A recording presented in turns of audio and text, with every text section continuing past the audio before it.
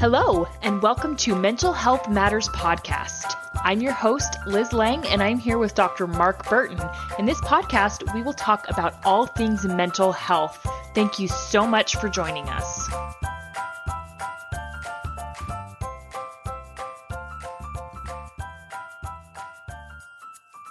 Hey everyone, Liz Lang here, and this week we have a special guest with us. Her name is Luisa Zettinig.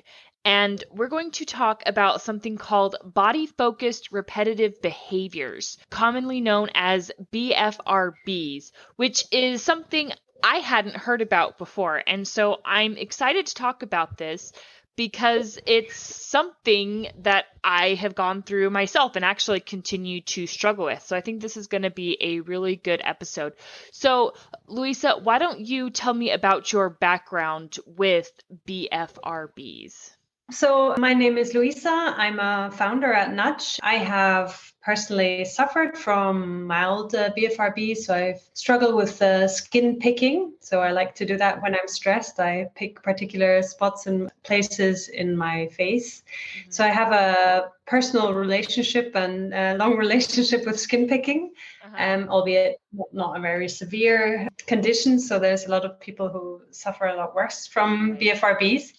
So I have a sort of a personal history and also a healthcare background in general. So I work as a hospital manager. So I've been in that industry for a very long time. And I've been sort of seeing the development of smart devices being integrated into care. So I've had a personal interest in seeing how technology can help with care and solving health problems. Okay, yeah. And we'll get into Nudge and what that is a little bit later. So let's start by defining what exactly are body-focused repetitive behaviors. So you mentioned skin pulling, which I believe you call it dermotillomania. Yes, so skin picking is called dermotillomania, so derma being skin. And hair pulling is also known as trichotillomania. Mm-hmm. And there's also, acne or spot picking, nail biting, and thumb sucking are sort of other BFRBs. Okay. Interesting. I didn't realize that thumb sucking would be in that category, which I know is probably most common, if not exclusive, to children and maybe young teens. Have you seen it go beyond that age? Of course, everything is out there. Right. So, yes, I think, of course, it's more common with younger kids who just continue as they grow old, who don't sort of naturally grow out of it, who continue to suck their thumbs. But that's definitely the more common way of thumb sucking. Interesting. So I sucked my thumb until I was like 8 years old, which is quite a long time. And my parents tried everything to break the habit. And a lot of people got involved and they tried everything from putting hot sauce on my thumb to bug spray, anything to try to make it taste bad. But I just kept doing it. And it wasn't just a nighttime thing either. I would do it all throughout the day, anytime. And I don't know if it was just an anxiety thing for me or if it was just a comfort thing or what it was. But how I eventually got past it was my second grade teacher actually helped me get past it. And so what she would do is she would randomly have a bell go off in the classroom and no one but me knew what it was. And if I wasn't sucking my thumb, when the bell went off, I got a sticker. And I used this sticker chart, and once I filled it up, I got to pick a special prize, and I don't even remember what the prize was, but it worked really, really well to help me finally break that habit that I still had in the second grade. Wow, that's amazing. That's a really good example of behavior therapy. So rewarding positive behavior and reinforcing positive behavior. That's really, you had a psychologist as a teacher. That's amazing. She really was just an awesome teacher. And I still remember her name to this day because she was one of those teachers that went above and beyond for her students. You could tell she loved her profession and she really cared about what she did. So we have talked about the different types of BFRBs. So let's get into Nudge a little bit. So tell me what Nudge is, how it got started. Yeah, so we came up with the idea in February 2020, sort of early last year. Okay. And we were looking at different use cases that type of technology could have. And then we just started doing our research quickly and really got a team together and developed this product and really tried to get it into the hands of users quite quickly, because we had sort of this idea that it would be really good and could really help people with these conditions. But it was really important for us to sort of get it. We had no idea if it was something that would actually help solve a problem. So we had the first prototype in our hands by about summer. And it was really important for us to get it into the hands of customers, see how it helped, if it was helpful at all, what kind of features they liked. So it was really important for us to get this quick feedback and be able to incorporate that into the sort of refinement. And then we launched our device by end of the year last year. Mm-hmm. Okay, so what exactly does Nudge do, and how does it help with BFRBs? Yeah, so Nudge is a smart wristband, and it vibrates when you're raising your hand to your face. So it gives you that immediate feedback. The vibration alert sort of reminds you that you're touching your face. Okay. And that helps with changing your behavior. So it makes you more aware that you're actually touching your face and gives you that nudge, that soft reminder that you're about to do it. And that helps with learning to change your behavior and sort of get rid of or reduce the skin picking and hair pulling. Interesting. Okay, so I'm thinking about that from the perspective of someone who, like yourself, wears glasses. And I wear glasses myself as well. So, I mean, does it go off even if you just adjust your glasses, or do you have to have prolonged contact with your face? So it would actually set off with that movement as well. Mm-hmm. But that's surprisingly hasn't really bothered people, because you kind of know when it's not bad behavior, or you know when it's just your glasses. Okay. We weren't sure if the vibration would if there were too many false positives, and that would start annoying people, or sort of the effect would wear off. But because, so many people actually want to change their behavior, you kind of have quite a high acceptance of false positives, because it does actually help when you aren't aware, and sort of snaps you out when you're about to unconsciously touch your face. Mm-hmm. Yeah, which, I mean, sounds kind of perfect the year that it came out, given that in 2020 there's this big push of stop touching your face. Yeah. with the pandemic. So, I mean, I find that incredible, and I'm sure maybe doctors would have wanted it just to remind themselves in general to stop touching your face, because that was something that a lot of people struggled with the pandemic. And it's just this subconscious thing, even if you're not doing it in a necessarily negative way, but I mean, stop touching your face. And that was a big push with the CDC this year. So with BFRBs and with Nudge, I am thinking of my experience, and this is an ongoing battle, and I can't even remember when it started. And I would say it's definitely gotten worse over the last, probably around the time my daughter was born, my first daughter, and I had postpartum depression. And that was anxiety and depression were kind of coupled into one. And so I started this habit when I was really young of picking at my toenails, which I know is gross. And it's something I've always been kind of self-conscious about, and I've never opened up about it a whole lot. But I would love to get your opinion on it. And it's because I looked into Nudge and I'm like, well, I don't know if that would work because I'm not touching my face while I'm doing this.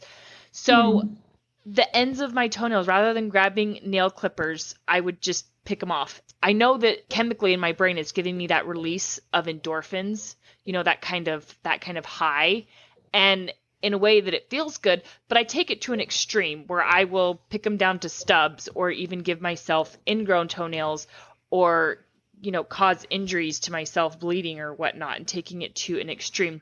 And it's a habit I've tried over the years to break, and I've never been able to successfully do it. So I'm just curious what your thoughts would be, if you have any tips or tricks, because I'm sure there's other people who have body focus repetitive behaviors that aren't too your face. I mean, they probably have them in various parts of their body. So what would be your tips and tricks for dealing with these behaviors that nudge wouldn't help? Yeah, so first of all, what you mentioned is really important. See that BFRBs are often associated with depression or anxiety. So if you're stressed, you tend to pick your skin more or pull your hair or do sort of the compensate with these kind of soothing behaviors. So that's exactly the mechanism. It's people fall back into that, and very soothing.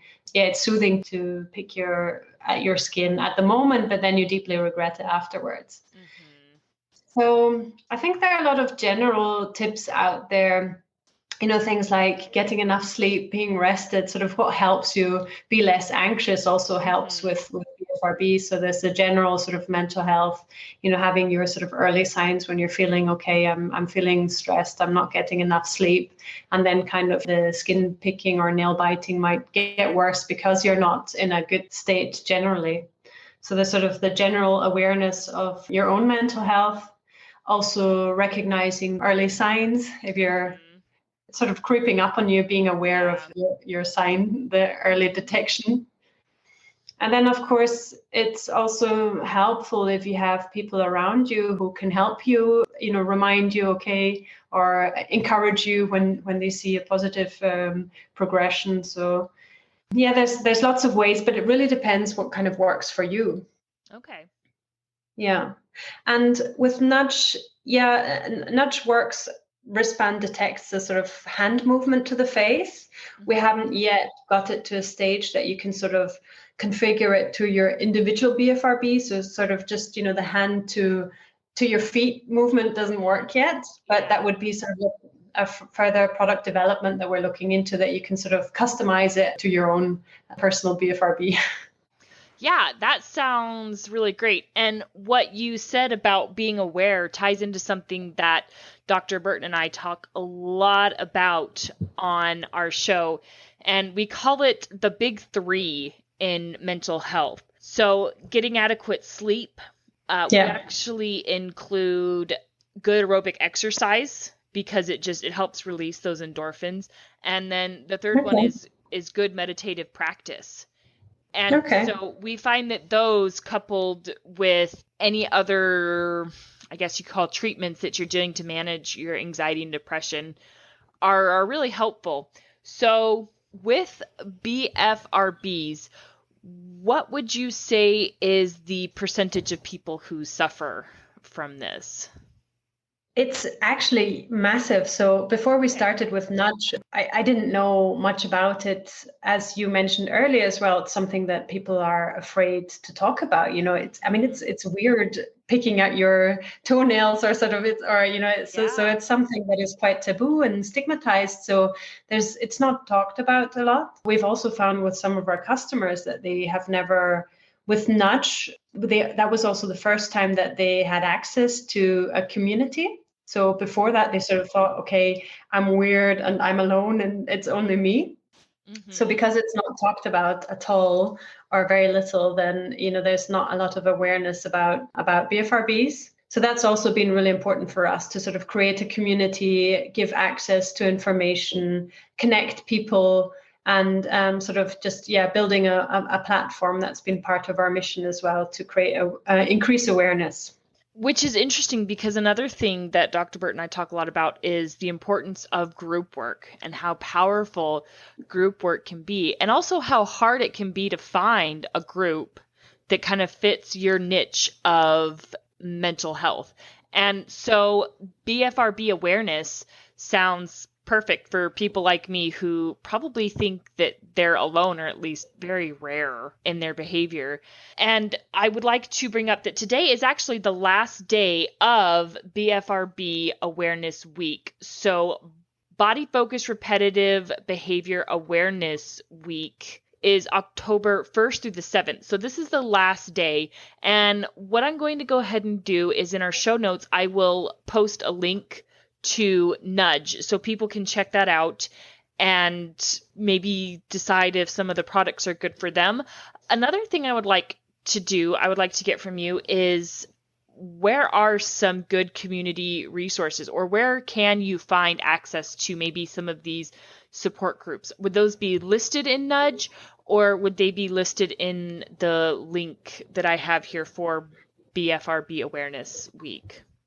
So yeah, you can visit our website and also our Instagram account, and we have a lot of links up there and posted sort of community and resources on there. We also have a regular Follow Friday post, so we always recommend Instagram links in our regular Follow Friday. We do recommend resources. Okay. And you can visit our website, thenudgeband.com, and also find a lot of helpful information on there. Okay. So what is your Instagram name or your Facebook page so that we can tell people, and so I'll get a link posted in my show notes so that people can find access. On Instagram, we're at the Nudge Band. Okay. All right. So just at the Nudge Band. Mm-hmm. Okay.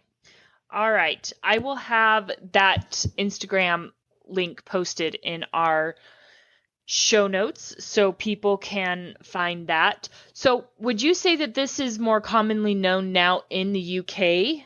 Has this helped bring more awareness to it in the UK? Do you think it's prevalent enough in the United States? Do you think we need to do more work in bringing awareness to it in the United States?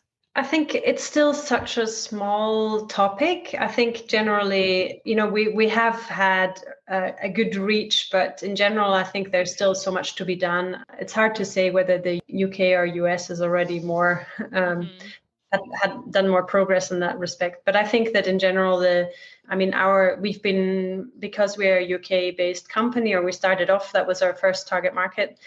We started in the UK. Of course, we have done most of our awareness. A lot of our work has been UK-based so far.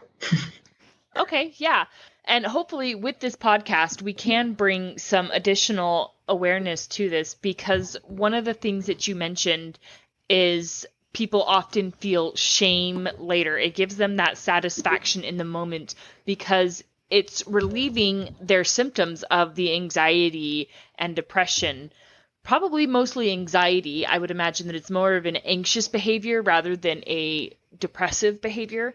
But it relieves those symptoms, but ultimately it ends in shame. And usually when people feel shame, they don't like to talk about it. They kind of tend to want to shy away from it. But if you shine a big old spotlight on that thing you're ashamed about, it often takes away the shame. And not that everyone should do that. I'm not saying that, everyone needs to just stand up and say, I have this and I'm not ashamed of it. That may not be helpful for some people. But if it is something that you feel comfortable doing, I think it can be incredibly helpful. I will probably follow up in the next couple weeks to maybe a few months of if it helped me, because it's not something I've ever talked openly about. In fact, I think the only person I've ever really talked to about it is my husband, and it's because, we live together and he notices it and he calls me out when he sees it. But I just tend to do it when he's not around. I find a way around it. So I think having the awareness and casting light onto it and helping people to feel more comfortable, because there was a time not too long ago that there was this much bigger stigma around anxiety and depression in general. And that's becoming more and more common in people being more open to talk about it, which is a really great thing. And I think especially with service members of the military who suffer from often severe PTSD. That was one thing that we talked about a few weeks ago, Dr. Burton and I. In fact, I think that was our topic. 2 weeks ago, we talked about veterans and PTSD and the high suicidality among veterans. And so that's what our podcast is all about ending the stigma around mental health, hence the title Mental Health Matters, because it really does. And it's something that people need to be more aware of. So BFRBs, would you say that there is a certain age in which they tend to start? Yeah, most commonly it sort of starts in the early teens and can continue through to adulthood. So that's kind of the most common sort of age, we see it happening in. And you asked me earlier what the numbers were. I mean, its estimates are that it affects 1 in 20 people, so 5% of the population. So it's actually huge. But considering this number, it's not talked about at all. Right. Yeah. And I mean, 1 in 20, because when you phrase it like that, it sounds like a much bigger deal. I mean, 5% doesn't sound very big, but 1 in 20, that's actually quite a large number of people. And do you think it affects maybe males more than females? It's more females than males. Okay. So it's really interesting reading the studies about BFRB. So when kids at a younger age, that sort of the spread between male female is similar, but as you age, it tends to be more women. So I think it's maybe, it's probably associated more with feeling anxious or self-conscious, and that tends to be more of a females being affected by BFRBs. Okay. Interesting. But there are, of course, also the men out there. There's also some great BFRB sufferers who have a really good social media presence as well and talk quite openly about their hair pulling or skin picking conditions. Okay. Yeah, that's good information. And I think another important thing in treating BFRBs is to understand where it's coming from. So I would imagine it would be helpful to maybe start a journal of when you start your behavior. So if you notice yourself picking at your skin or pulling your hair or doing any of these sort of BFRBs, to make a note of it, of the time of day and maybe what you're feeling and what's going on that caused it to happen, and see if maybe you can find out what your trigger is, because it's obviously triggered by some sort of anxious or emotional response that's going on inside your body. And I think pinpointing that would be incredibly helpful. Yeah, so that's really important. Finding out, recognizing your patterns, learning more about your triggers, sort of seeing early signs, and then also just talking openly about it. I mean, for myself as well, before we started Nudge and before I started doing more research about it, I knew that I was picking my skin too much, but it really helped me personally also learning more about BFRBs to frame my own struggle with skin picking. So I think framing it and, giving it a name has sort of helped me as well to accept that it is actually an issue and I'm not alone out there, and that there's different sort of strategies how to help my own skin picking. Mm-hmm. Right. So, Luisa, thank you so much for joining me on the podcast today. This has been such a fantastic episode, and I am glad that we've been able to bring more light to this. And as I said, I will get your Instagram handle and a link to Nudge posted in our show notes so everyone can access that. Next week, Dr. Burton is going to be back, and we're going to shift gears again. We're going to talk about recovering from an affair. So we kind of touched on repairing damaged relationships 2 months ago towards the end of August. And we're going to shift back to that topic and really kind of dive in, because recovering from an affair is a really big deal in a relationship. So, Luisa, thanks again for joining us, and we will see everyone next week. Thank you so much for having me. All right. Bye, guys. Have a question for Dr. Burton? How about a topic you'd like us to cover? Send us an email at mentalhealthpod21@gmail.com. This podcast was produced and edited by Liz Lang. Music is by Audio Lounge.